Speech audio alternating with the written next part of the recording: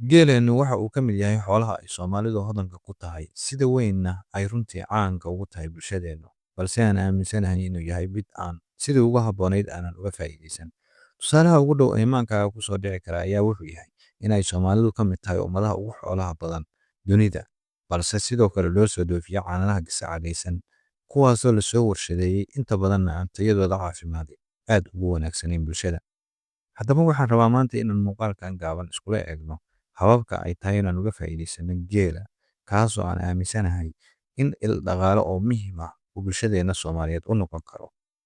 Haddaba aan iskala eegno hababka, waxaanu ognahay inta badan taariikhiyan ummadda Soomaaliyeed in ay geela u dhaqan jirtay hab dhaqan ahaan ah, kaasi oo la raaci jiray abaaraha adagna lagala soo bixi jiray, iyada oo qofka haystaa geelaasi uu dhib badan ka mutaysan jiray inta jiilaalka lagu jiro, sida in abaar darani haleesho oo uu hayaamiyo dhul fog, isaguna inta badan aan wax nacfiya xilligaa jiilaalka geela ku haysan jirin.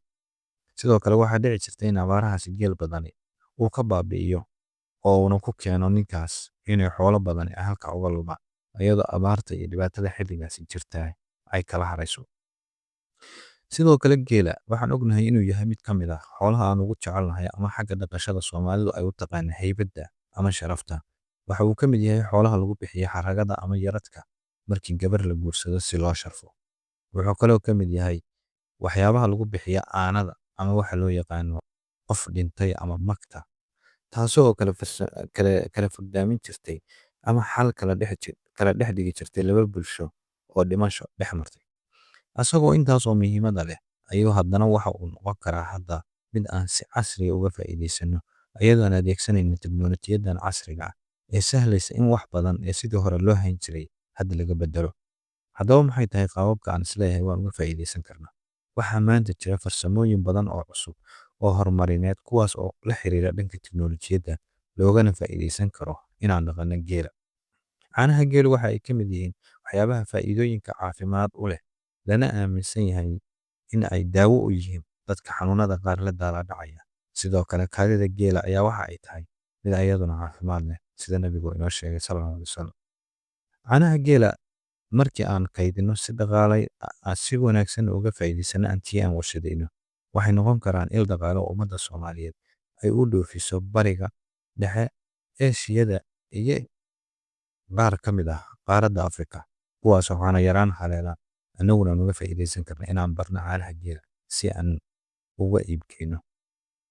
Sidoo kale waxaa jirta fursad aan u dhaqan karno geela oo casri ah, taas oo aan aaminsanahay in la adeegsado nidaamka qaboojiyeyaasha, kuwaasoo ku shaqeeya cadceedda ama soolarka.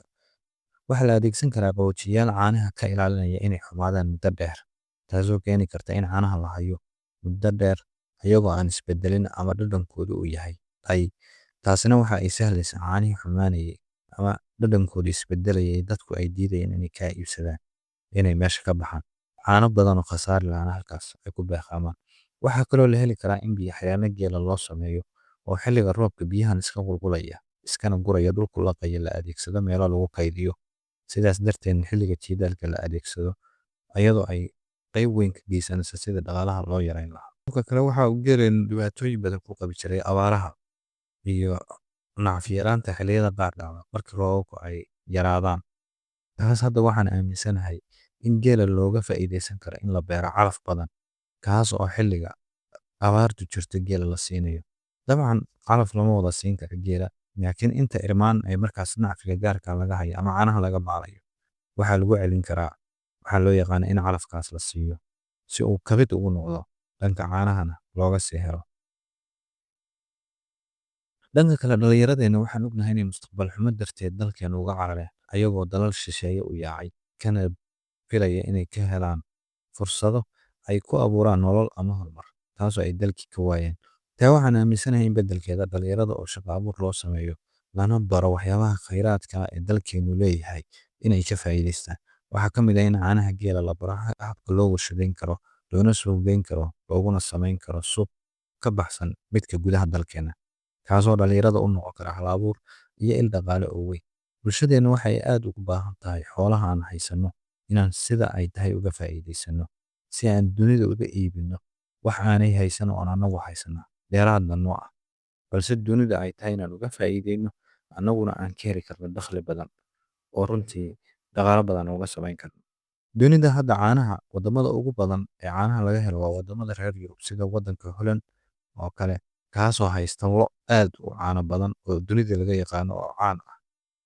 Balse lodaas lo ka badan ama ku dhow ayaa leenahay, iyadoo keentay inaanan si wanaagsan uga faa'iidaysan.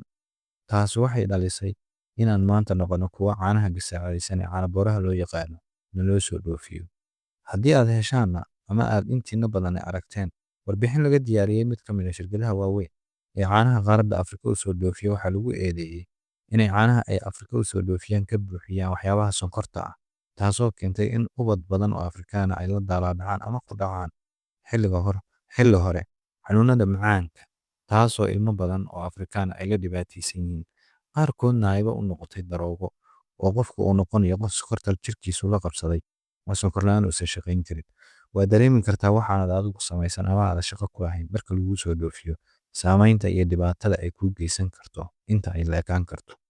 Taa waxaan uga hortagi karno waa inaan caanaheena anagu adeegsano sidii ay ahaydna aan uga faa'iidaysano, si aan xanuuno iyo dhibaato in loo soo dhoofiyo anagu uga hortagno. Haddaba adiga aragtidaada maxay kula tahay in ay tahay inaan uga faa'iidaysano xoolaha tirada badan ee dalkeena jooga balse aanan ka faa'iidaysan? Muuqaalka wixii aragti aad qabtid qaybta hoose ayaad nagula wadaagi kartaa. Fadlan haddii aad ka heshay muuqaalkan ama mawduucan aan ka hadalnayna like saar, saaxiibadaana la wadaag, una sii share garee. Annagana waxaa nagu dhiirigelisaa inaad haddii aadan page-ka ku xirnay aad soo follow garaysid. Waxaan kaga hadalnaa muuqaalada dhaqanka iyo faa'iidada xoolaha laga heli karo. Si aan muuqaaladan u soo badino, waxaan rabnaa inaan ogaano qaybta commentiga noogu soo qor haddii aad mawduucan inaan ka sii hadalno aad xiisaynaysid.